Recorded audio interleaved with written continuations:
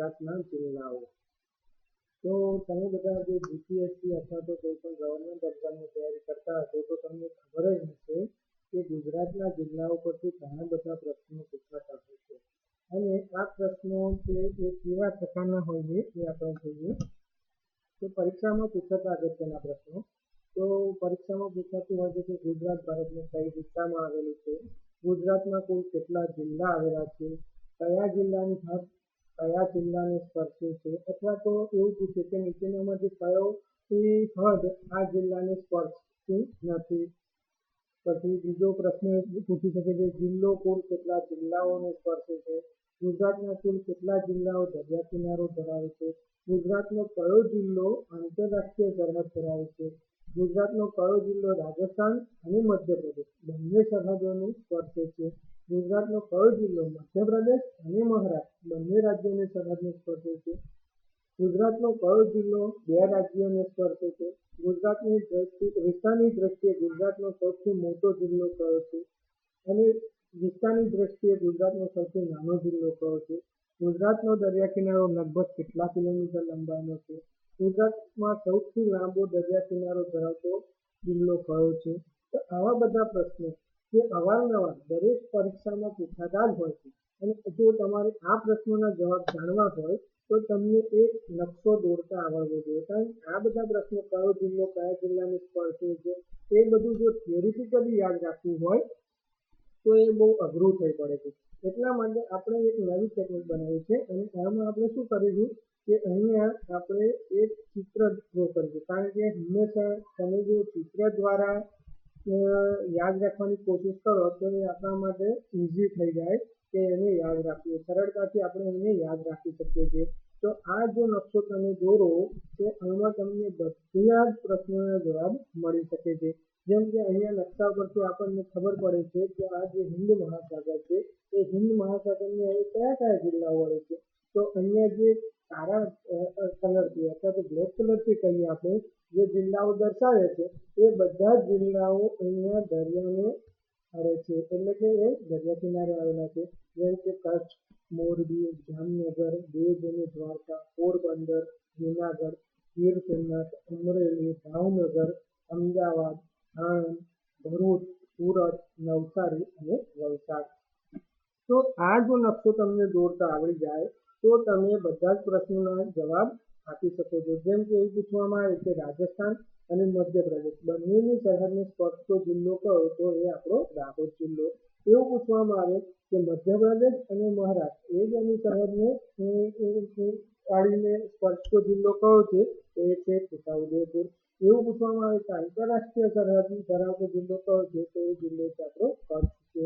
તમને એવું પૂછવામાં આવે કે રાજસ્થાન જિલ્લો શું કચ્છ જિલ્લાને સ્પર્શે છે તો હા સ્પર્શે છે. તો એવી રીતના કદાચ એવું પૂછવામાં આવે કે રાજકોટ જિલ્લો કયા કયા જિલ્લાઓને સ્પર્શે છે તો રાજકોટ જિલ્લો અહીંયા મોરબી, જામનગર, પોરબંદર, જૂનાગઢ, અમરેલી, બોટાદ અને સુરેન્દ્રનગરને સ્પર્શે છે. તો આ જો નકશો તમને દોરતા આવી જાય તો તમને આ પ્રશ્નોના જવાબ આવડી જશે. તો નકશો તો એકદમ ઇઝી છે, ડ્રો કરવું ઇઝી છે, પણ કઈ રીતના ડ્રો કરવો એ હવે હું તમને શીખવાડીશ. તો અહીંયા આપણે જોઈશું કે નકશાને આ છે એક સાદો નકશો ડ્રો કરી લેવાનો. એટલે કે તમારી જ્યારે પરીક્ષા હોય પરીક્ષામાં બેઠા હોય અને કોઈ પણ આવો પ્રશ્ન પૂછાય તો પહેલા ગુજરાતની બોર્ડર બનાવી દેવાની. ગુજરાતની બોર્ડર આપણે તો રફ બનાવીશું તો પણ ચાલશે, કારણ કે આપણા માટે જ છે, આપણે જ સમજવાનું છે. તો પરીક્ષામાં તમે રફ ડ્રો કરી શકો તો પણ ચાલશે. અને આ જે દેખાય છે એટલું હાર્ડ નથી. જો તમે પ્રેક્ટિસ કરશો તો ધીમે ધીમે તમે એ નકશો દોરતા શીખી જશો. એકદમ ઇઝી છે. હું તમને સ્ટેપ બતાવું. તો પહેલા શરૂઆતમાં શું કરવાનું, તમારે ગુજરાતની બોર્ડર ડ્રો કરી દેવી. ગુજરાતની બોર્ડર ડ્રો કર્યા પછી એને વિસ્તાર પ્રમાણે 4 ભાગમાં ડિવાઈડ કરવી. તો પહેલા જુઓ અહીંયા આપણે શું કર્યું, દક્ષિણ ગુજરાત લઈ લીધું. તો દક્ષિણ ગુજરાતની બોર્ડર ડ્રો કરી દીધી રેડ કલરથી. પછી મેં શું કર્યું, બ્લુ કલરથી સૌરાષ્ટ્ર ડ્રો કર્યું. તો સૌરાષ્ટ્રની બોર્ડર તમારે આવી રીતે ડ્રો કરવાની રહેશે. એના પછી તમારે કચ્છ અને ઉત્તર મધ્ય ગુજરાતને અલગ કરવાના છે.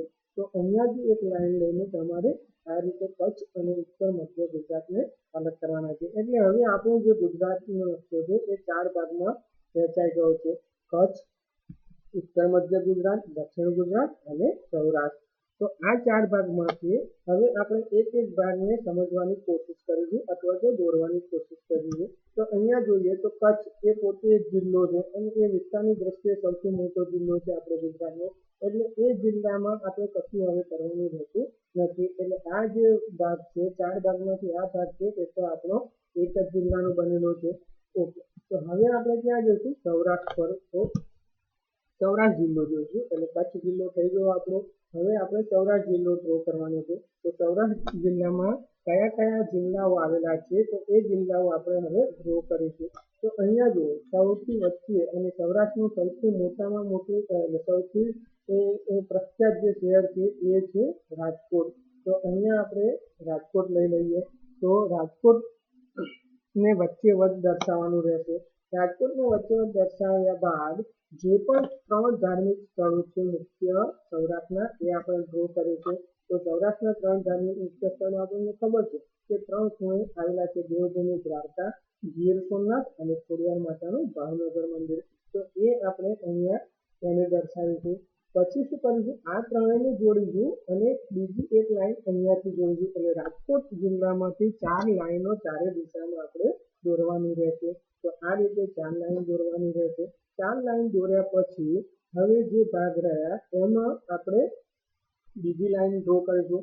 પણ ધ્યાન એ રાખવાનું છે કે ગીર સોમનાથ અને ભાવનગર વચ્ચે કોઈ પણ એક જ જિલ્લો આવેલો છે. એટલે અહીંયા લાઈન ડ્રો કરવાની નથી ગીર સોમનાથ અને ભાવનગર વચ્ચે. બાકીના જે 3 ખાના રહ્યા એમાં આપણે એક એક લાઈન ડ્રો કરવાની રહેશે. તો જે ઓરેન્જ કલરથી મેં દર્શાવી એ પ્રમાણે અહીંયા દેવભૂમિ દ્વારકા, ગીર સોમનાથની વચ્ચે એક લાઈન દોરીશું. પછી જે પણ અહીંયા આપણી લાઈન હતી એની વચ્ચે એક ઓરેન્જ લાઈન ડ્રો કરીશું અને અહીંયા આપણે એક ઓરેન્જ લાઈન ડ્રો કરીશું. એમ આપણને કુલ 1, 2, 3, 4, 5, 6 અને 7 ખાના મળશે. આ 7 જિલ્લાઓ કયા કયા છે એ આપણે હવે દર્શાવી દઈશું. તો અહીંયા આપણને ખબર છે કે ગીર સોમનાથ અને ભાવનગર વચ્ચે અમરેલી રહેશે. પછી જૂનાગઢ, પોરબંદર, જામનગર, મોરબી, સુરેન્દ્રનગર અને બોટાદ આવશે. તો આ રીતે આપણે સૌરાષ્ટ્રનો નકશો ડ્રો કરી શકીએ છીએ. એટલે તમને કદાચ સૌરાષ્ટ્રનો કોઈ પ્રશ્ન પૂછાય તો પછી તમારે ગુજરાતના બીજા ભાગ દોરવાની કોઈ જરૂર નથી. તમે સૌરાષ્ટ્રનો ભાગ એકલો દોરીને પણ પ્રશ્નનો જવાબ આપી શકો છો. એટલે આ રીતે આપણે નકશો દોરીશું. હવે આગળ જોઈએ આપણે. તો અહીંયા નેક્સ્ટ જોઈશું આપણે દક્ષિણ ગુજરાત. તો દક્ષિણ ગુજરાતના જે જિલ્લાઓ છે એમાં આપણે ડ્રો કરતા પહેલા અહીંયા શું કરીશું? તો અહીંયા જુઓ, મેં શું કર્યું છે? અહીંયા 3 ગ્રીન લાઈન ડ્રો કરી છે. 1, 2 અને 3. અને આ ત્રીજી લાઈન છે એ એક પોતે જિલ્લો થઈ જાય છે. એટલે અહીંયા આપણે એક જિલ્લો બતાવવાનો છે. અહીંયા 1, 2, 3 એમ 3 લાઈન ડ્રો કરી દેવાની છે. Green, green, green. ઓકે, હવે સામે પણ આપણે બીજી 2 લાઈન ડ્રો કરવાની છે. એ રહેશે ગ્રીન લાઈનની વચ્ચે. એટલે 2 ગ્રીન લાઈનની વચ્ચે એક બ્લુ લાઈન ડ્રો કરી છે અહીંયા. તો 2 ગ્રીન લાઈનની વચ્ચે મેં બ્લુ લાઈન ડ્રો કરી છે. તો ટોટલ 2 બ્લુ લાઈન બનશે. હવે આપણે આ બધી લાઈનને કનેક્ટ કરી દઈશું. તો અહીંયા જો અહીંયાથી એક જિલ્લો બની ગયો. આ એક જિલ્લો થશે બીજો. અને 3, 4, 5, 6 અને 7. તો જે દક્ષિણ ગુજરાતમાં 7 જિલ્લાઓ આવેલા છે એ આ રીતે બની જશે. તો ભરૂચ, નર્મદા, સુરત, તાપી, નવસારી, ડાંગ અને વલસાડ. તો હવે આપણને પૂછવામાં આવે કે સુરત જિલ્લાની સરહદ કયા જિલ્લાઓને સ્પર્શે છે? તો અહીંયા આ નકશા પરથી આપણે કહી શકીએ કે સુરત જિલ્લાની સરહદ ભરૂચને, નર્મદાને, તાપીને અને નવસારીને સ્પર્શે છે. જો તમને એવું પૂછવામાં આવે કે તાપી જિલ્લો નર્મદા જિલ્લાને સ્પર્શે છે તો એનો જવાબ થશે ના, કારણ કે અહીંયા આ 2 વચ્ચે ડિસ્ટન્સ છે, અંતર છે. ઓકે, તો આ થઈ ગયું આપણું દક્ષિણ ગુજરાત. તો દક્ષિણ ગુજરાતનો પ્રશ્ન હોય તો સૌરાષ્ટ્ર ડ્રો કરવાની કોઈ જરૂર નથી. તમે ખાલી દક્ષિણ ગુજરાત પણ ડ્રો કરીને એમાંથી પ્રશ્નનો જવાબ આપી શકો છો. હવે આપણે લઈશું જે બાકી રહ્યો ભાગ એ ઉત્તર મધ્ય ગુજરાત. તો ઉત્તર મધ્ય ગુજરાત આપણે જોઈશું. તો ઉત્તર મધ્ય ગુજરાતમાં પહેલા તો આપણે શું કરીશું કે આ જે ભાગ છે એને 2 સરખા ભાગમાં વહેંચી દઈશું. અને અહીંયાથી આપણે એક લાઈન ડ્રો કરીશું. એ લાઈન આવશે અહીંયા નર્મદા જિલ્લાની વચ્ચે આવશે. નર્મદા જિલ્લાની વચ્ચે લેવાની છે એને. ઓકે, અને હજુ પણ આપણે શું કરીશું, આ બાકીનો જે પોર્શન રહ્યો એને પણ એક ભાગમાં વહેંચી દઈશું. આ થઈ ગયું આપણું અમદાવાદ, જે સેન્ટરમાં છે એ થઈ ગયું આપણું અમદાવાદ. ઓકે, તો આટલે સુધી ડ્રો કર્યા પછી હવે આપણે શું કરીશું, તો 4 લાઈન ડ્રો કરવી છે મારે. એટલે શું કરીશું, 4 1 2 3 અને 4 માર્ક કરી દઈશું. એવી રીતના ક્યાં કનેક્ટ કરવાની છે એની માટે પણ આ રીતે માર્કિંગ કરી દેવું, 1 2 3 અને 4. તો અહીંયાથી આ જે પોઈન્ટ છે 1 નંબરનું, ત્યાંથી આપણે 1 નંબર પર લાઈન ડ્રો કરીશું, 2 થી 2 પર ડ્રો કરીશું, 3 થી 3 ને કનેક્ટ કરીશું, 4 થી 4 ને કનેક્ટ કરીશું. તો આ થઈ ગયું આપણું કનેક્શન. તો જો 1 2 3 4 અને અમદાવાદ, 5 જિલ્લા તો બની જાય. હવે આપણે શું કરવાનું છે, તો અહીંયાથી 5 અને 6 નંબર આપવાના છે. તો 5 નંબર અહીંયા કનેક્ટ કરીશું અને 6 નંબર અહીંયા કનેક્ટ કરીશું. તો આ રીતે આપણે જોઈએ તો 5 નંબર કનેક્ટ થશે અહીંયા અને 6 નંબર કનેક્ટ થશે આ જગ્યાએ.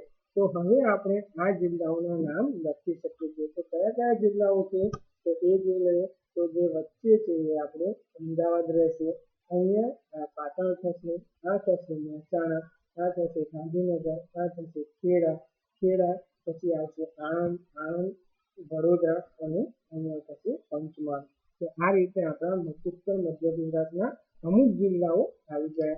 હવે આપણને બાકીના ભાગમાં પણ જિલ્લાઓ દોરવા છે. તો આપણે શું કરીશું, A B C D E marking કરવાનું રહેશે. હવે જો એ છે એ મહેસાણાની વચ્ચે લેવાનું છે, તેને અહીંયા A થી A કનેક્ટ કરવાનું છે. એવી રીતના B પોઈન્ટ એ ગાંધીનગરની વચ્ચેથી લઈશું, C પોઈન્ટ ખેડાની વચ્ચેથી લઈશું અને D અને E બંને પંચમહાલમાંથી આપણે લાઈન ડ્રો કરીશું. તો હવે આપણે આ રીતે A B C D E connect કરી દઈએ. તો આપણું બ્લુ વચ્ચે લાઈન જે ડ્રો કરી છે એ થઈ ગયું A B C D. તો હવે આપણે નામ લખી દઈએ જે પણ બાકી છે.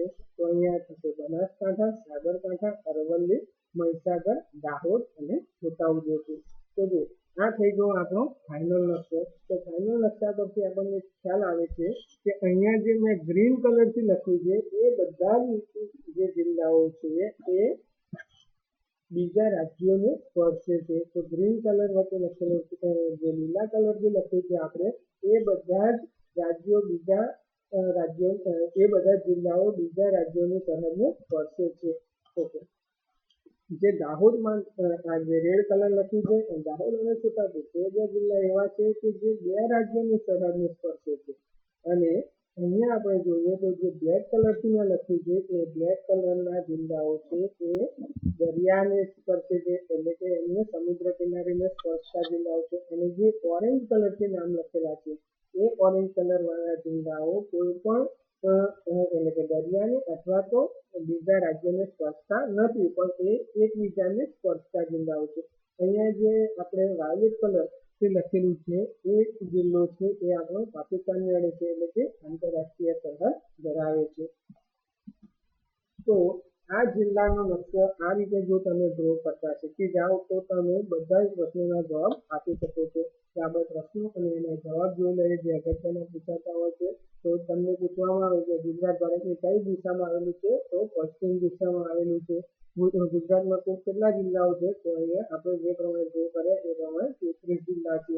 પછી આ પ્રશ્ન કયા જિલ્લાની હદ કયા જિલ્લાને સ્પર્શે છે, તો એ પ્રશ્નનો જવાબ તમે નકશા ઉપરથી આપી શકો છો. પછી કોઈ પણ જિલ્લો કુલ કેટલા જિલ્લાને સ્પર્શે છે એવું પૂછવામાં આવે તો સપોઝ તમને પૂછવામાં આવે છે કે અહીંયા રાજકોટ જિલ્લો કુલ કેટલા જિલ્લાને સ્પર્શે છે, તો 1 2 3 4 5 6 અને 7 જિલ્લાને સ્પર્શે છે. તો આ રીતે તમે કોઈ પણ જિલ્લાની સરહદો ગણીને એનો જવાબ આપી શકો છો. તમને એવું પૂછવામાં આવે ગુજરાતના કુલ કેટલા જિલ્લાઓ દરિયા કિનારો ધરાવે છે, તો અહીંયા આપણે ગણી શકીએ છીએ 1 2 3 4 5 6 7 8 9 10 11 12 13 14 અને 15. તો 15 જિલ્લાઓ દરિયા કિનારો ધરાવે છે. ગુજરાતનો કયો જિલ્લો આંતરરાષ્ટ્રીય સરહદ ધરાવે છે, તો આપણે મેપ પરથી જોઈ શકીએ છીએ કે કચ્છ જિલ્લો આંતરરાષ્ટ્રીય સરહદ ધરાવે છે.